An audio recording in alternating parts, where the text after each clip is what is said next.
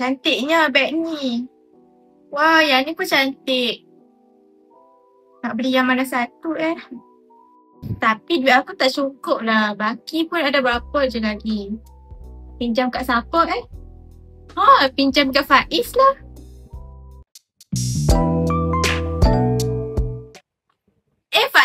Faiz. Ya, Mimi, kenapa?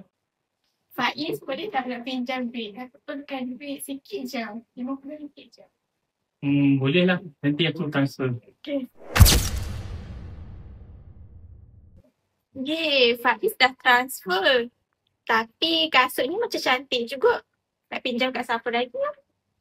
Pinjam kat Syifa dah. Hello Syifa. Mimi, kenapa? Syifa, nak pinjam duit sikit boleh? Penting sangat-sangat. Tak apa. Nanti aku transfer kat hang, okay? Wait, Faiz. Hari tu Mimi ada pinjam duit aku. Aku nak pinjam ni. Penting. Sama lah, dia pun pinjam duit aku. Dah lama dah tak bayar. Macam mana? Apa kata kita mesej dia, kita minta balik duit kita? Betul juga tu. Alamak. Diorang dah minta duit lah. Tapi aku tak ada duit nak bayar. Macam mana ni? Macam mana ni? Aku rasa aku nak minta dekat abang dengan kakak aku lah. Assalamualaikum, abang, kakak.